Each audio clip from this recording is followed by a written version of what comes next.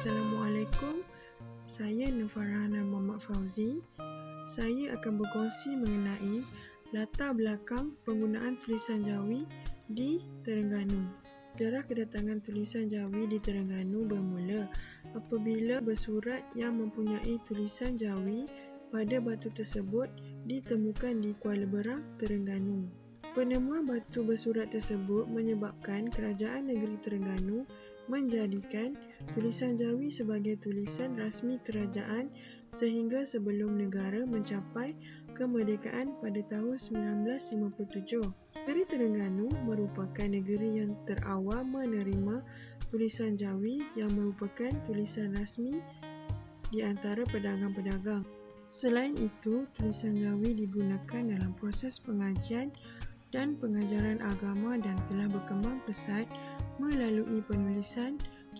Isi kandungan batu bersurat Terengganu memberi keterangan bahawa catatan yang tertulis dalam Jawi berbahasa Melayu pada awal abad ke-14 Masihi ini syarat dengan pengaruh bahasa Sanskrit asal oleh pemerintah Islam bernama Mandalika.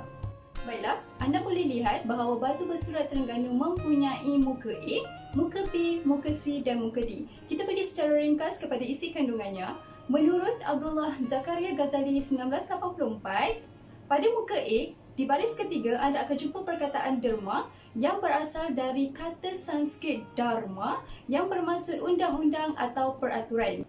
Ejaan lain pada muka B seperti atawa dari bahasa Sanskrit utawa dibaca sebagai atau.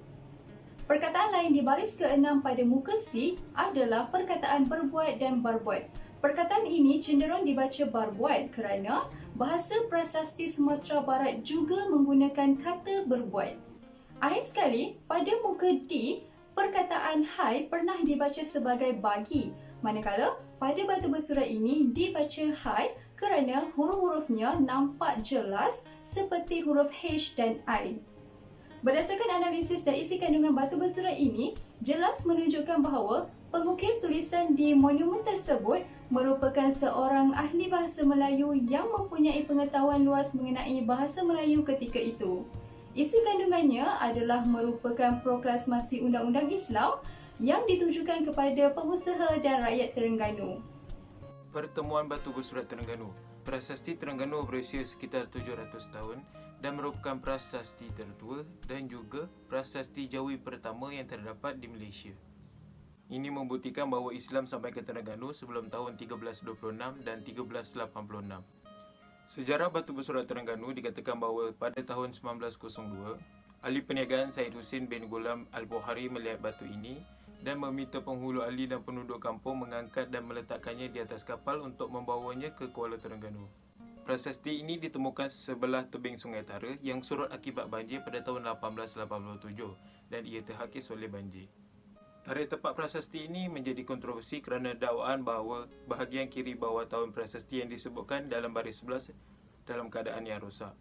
C.O. Blagden, orang pertama yang mentafsir prasasti ini, mempertikai ketepatan tarikh iaitu pada Rejab 702 Hijrah dan 130 pada bulan Mac. Dalam sebuah artikel beliau, dia memperkenalkan banyak kemungkinan tarikh antara Februari 1303 Masihi hingga Februari 1387 dan menyimpulkan bahawa dari sudut pandangan umum, dia cenderung berada pada tanggal terdekat yang mungkin. Bismillahirrahmanirrahim. Assalamualaikum warahmatullahi wabarakatuh. Saya Hudaimatun Nur Najihah binti Muhammad Azhar dengan nombor metrik D2019-209-1641. Hari ini, saya akan menceritakan berkaitan kepentingan perkembangan tulisan Jawi di batu bersurat Terengganu. Okey, baiklah, saya akan menerangkan berkaitan kepentingan perkembangan tulisan Jawi di batu bersurat Terengganu ini. Okey, untuk kepentingan pertama adalah ia dapat digunakan bagi mengembangkan asas-asas ajaran Islam iaitu seperti konsep ketuhanan, hukum hakam dalam Islam dan sebagainya. Okey, untuk kepentingan yang kedua adalah ia juga dapat digunakan dalam pengajaran dan pembelajaran agama. Bagi kepentingan yang seterusnya adalah ia juga dapat digunakan dalam karya keagamaan dan juga undang-undang negeri Terengganu ini. Untuk kepentingan yang keempat adalah ia juga digunakan dalam koleksi peribadi oleh pihak pegawai-pegawai kerajaan dan juga ulama-ulama. Bagi kepentingan yang seterusnya adalah Ia juga digunakan dalam penulisan akhbar dan juga majalah-majalah bagi negeri tersebut. Dan bagi kepentingan terakhir adalah ia adalah digunakan untuk tulisan khat, iaitu seperti khat sufi. Sekian sahaja daripada saya. Terima kasih.